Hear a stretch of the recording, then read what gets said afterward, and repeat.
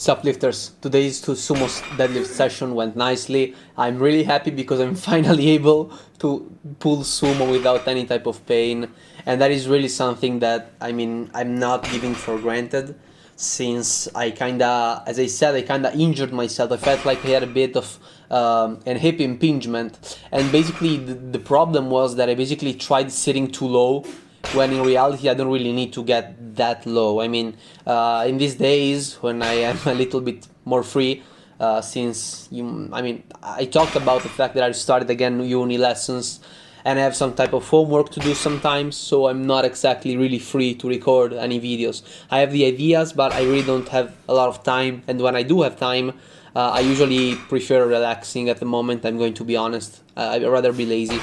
However, I am happy with my technique. I'm happy that I'm not getting hurt while sumo deadlifting, and I'm really happy that I'm finally able to start overloading it. So I'm going up by 5 kilograms every single week. What does this mean is that I hope to have a linear progress. I don't want to be greedy and put on 10 kilograms every week. I could, but it doesn't really make any sense in my opinion, since there is no rush. Also, you saw that in the last clip I kind of fell forward, and I believe that it was because it wasn't low enough, okay? I was too high basically with my stance. However, you can see that the form is decently clean. I know it's kind of hard to actually notice because the phone isn't really sitting perfectly.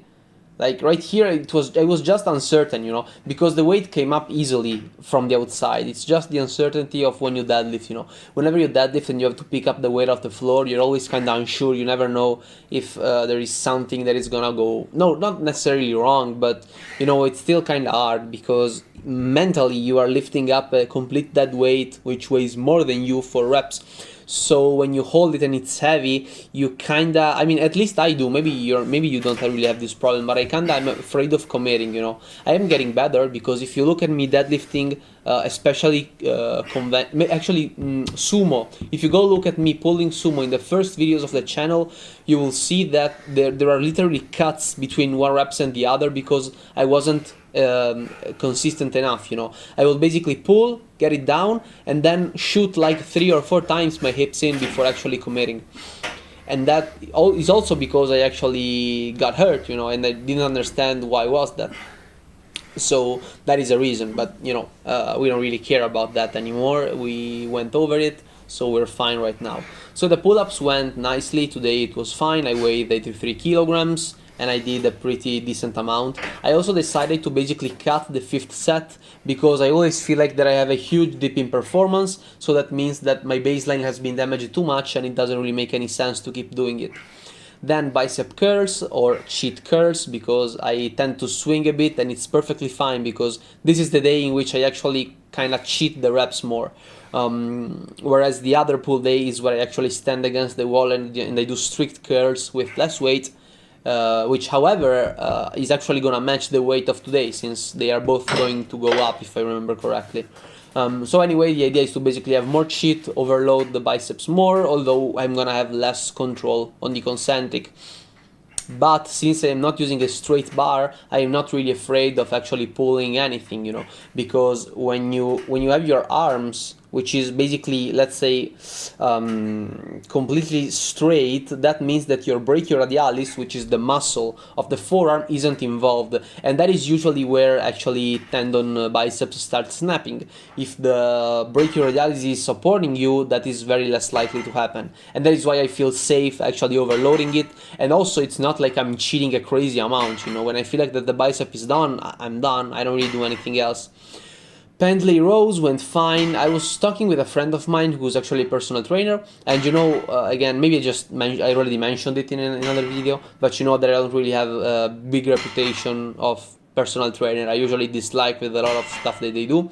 However, this is a really cool guy. He gave me a lot of interesting insights, and basically he said that in his opinion, I basically pull quote unquote too much in this exercise, in the sense that I give one single big pull at the start of the movement, and then at the top it's just inertia which is moving the weight, and it's not me, which I absolutely don't disagree with. However, I never really felt like that I could overload more weight controlling it all along.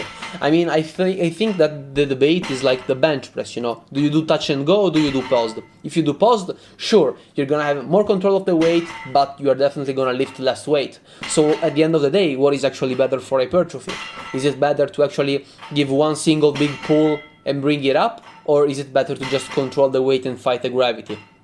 Because in my opinion, fighting the gravity is actually easier in exercises like the deadlift, squat, bench, whenever you're actually pushing or pulling against the gravity. And I know that it doesn't really make sense with the deadlift, since you're actually pulling up, but in reality you are pressing the floor down, okay, because it's the legs that are moving it, it's not the arms or the upper back.